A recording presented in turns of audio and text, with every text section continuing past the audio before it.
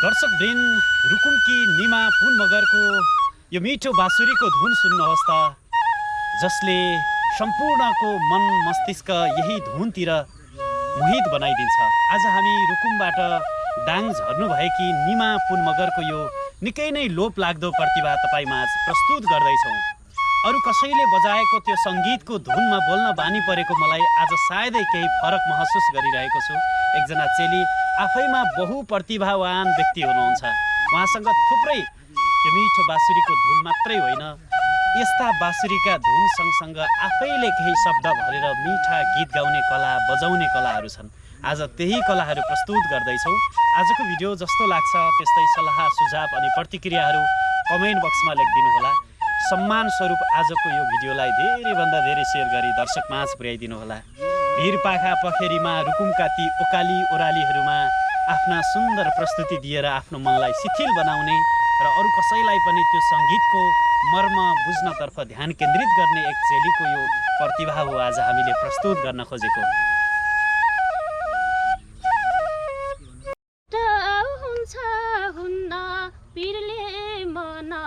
दुख्छ मायाले फेरि भेट हुन्छ हुन्न पिरले मन दुख्छ मायाले सन्चो छ कि बिसन्चो छ सोधिदिए पुग्छ मायाले सन्चो छ कि बिसन्चो छ सोधिदिए पुग्छ मायाली कति तरे खुला नाला कति काटे डाँडा मायाली कति तरे खुला नाला कति काटे डाँडा मायाली सतुराले बिछाइनी बाटाभरि काँडा मायाली सतुराले बिछाइनी बाटाभरि काँडा मायाली।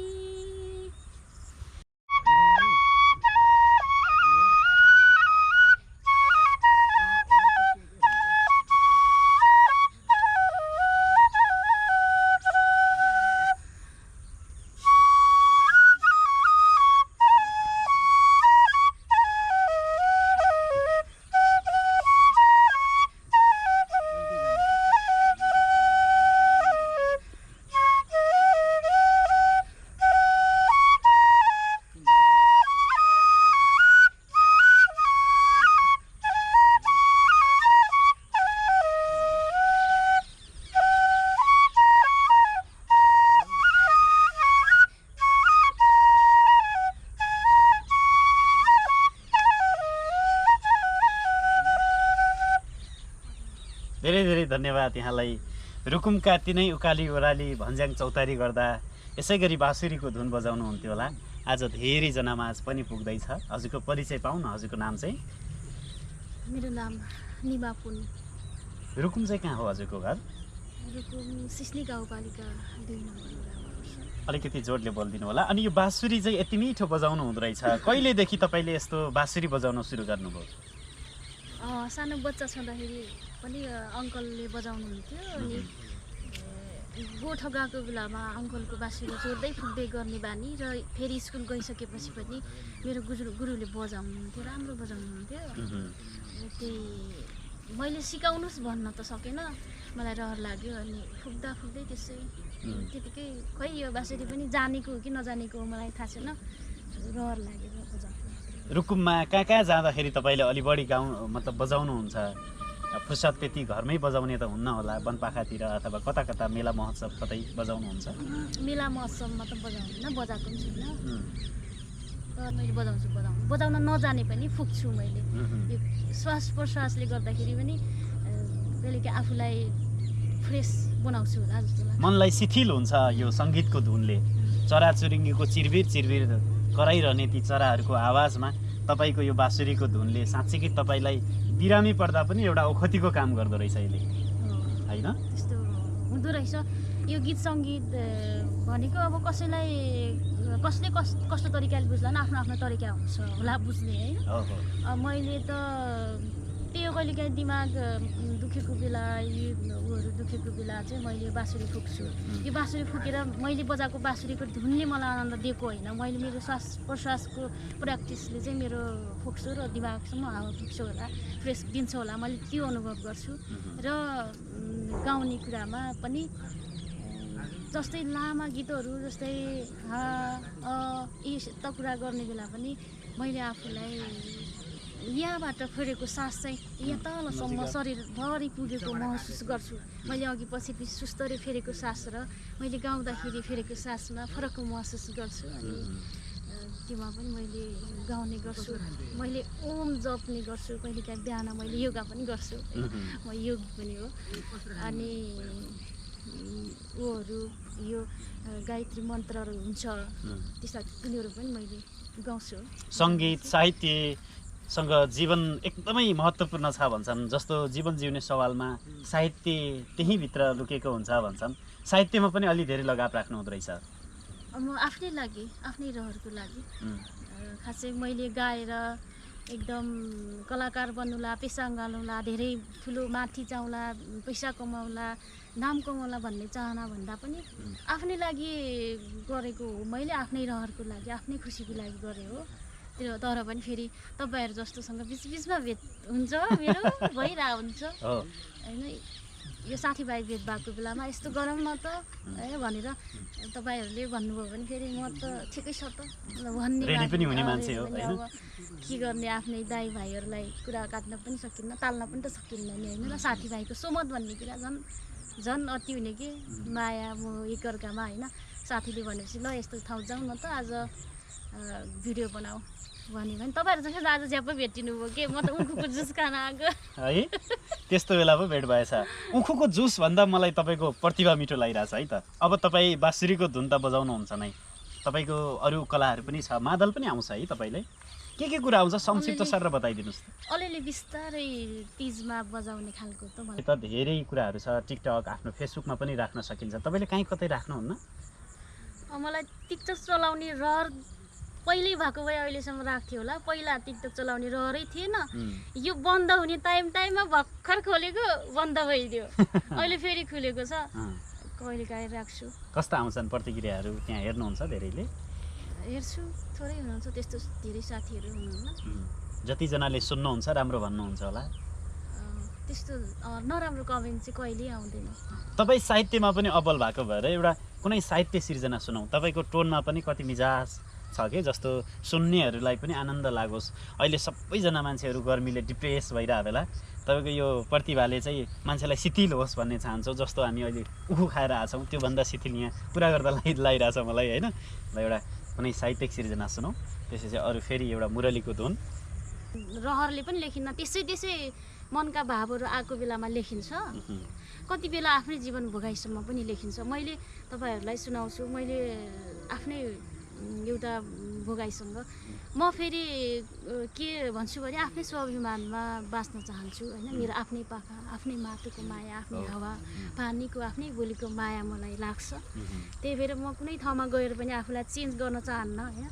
अब सजिलोको लागि काम गर्न सजिलो हुन्छ, मैले कपडा सबै लगाउँछु, तर मेरो साथीहरूले चाहिँ यो सधैँ गुन्ने चोली कति बेर्छस् भनेर मलाई चाहिँ हिलाको दृष्टिले हेर्ने बेला मलाई चाहिँ एउटा सिर्जना चाहिँ फुरेको हो। म तपाईँलाई यो पनि वाचन गरेँ त है। कायर हो भाग्छ परिस्थितिसँग जुझ्न सक्दैन, थकाइ अनि शीतल केथा जो पसिनामा रुझ्न सक्दैन। कायर हो भाग्छ परिस्थितिसँग ऊ जुझ्न सक्दैन, थकाइ अनि शीतल केथा जो पसिनामा रुझ्न सक्दैन।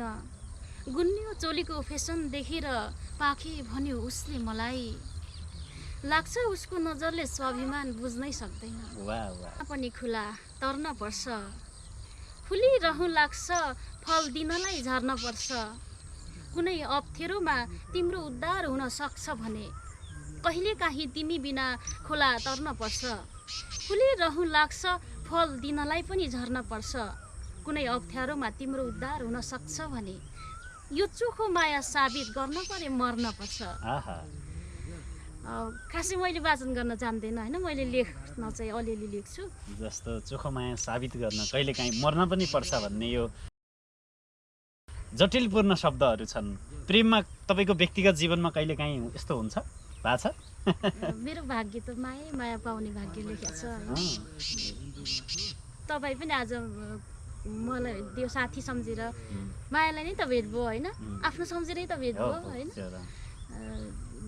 तर आफ्नाहरूको बिचमा पनि एउटा आफ्नो यस्तो प्रिय आफ्नो हुन्छ भन्छन् नि। मलाई कस्तो भने कहिलेकाहीँ प्रकृतिसँग पनि हुन्छ होइन, त्यस्तै हुन्छ। फुलिरहनु लाग्छ, फल दिनलाई झर्न पर्छ, फुललाई फुलिरहन मन नलाग्ला र होइन र त्यो हुन्छ नि त। फुललाई त फुलिरहन मन लाग्छ र पनि फल लागोस् भन्नलाई त्यो फुल झर्न पर्छ फलको लागि होइन। अनि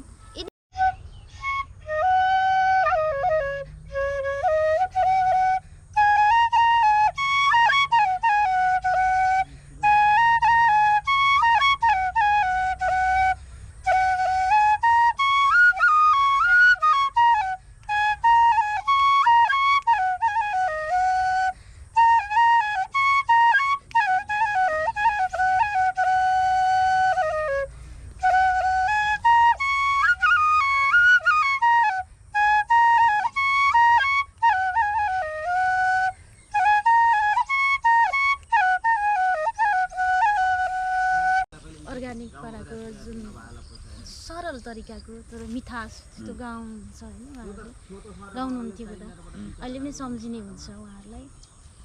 र अब तपाईँ रुकुमबाट दाङ झर्नु भएको छ, त्यहाँको परिवेशसँग खेलेको हुर्केको त्यही प्रकारका सिर्जना गर्ने तपाईँ यहाँको परिवेश देख्दा कस्तो लाग्छ तपाईँलाई? खासै म दाङसँग घुलमिल त छैन। कहिलेकाहीँ यो यही राप्ती साहित्य परिषदमा जोडिएदेखि म दाङ चाहिँ कार्यक्रमकै लागि भनेर 2 चोटि म यहाँ आइसकेँ, 2-3 चोटि आइसकेँ। अनि साहित्यकारहरूसँग भेटघाट चिनाजानी भइरहेछ।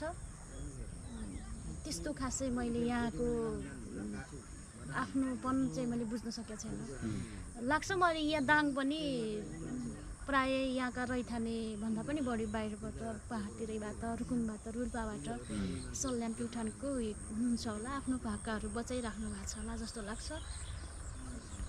यो आफ्नो भाका र आफ्नो पाखालाई बचाउने पनि अलिकति आफ्नोपनलाई चाहिँ माया हुनेहरूले, माटोको माया हुनेहरूले चाहिँ बचाउने हो, सबैले बचाउन सक्दैन, आधुनिकतामा गइहाल्छ होइन।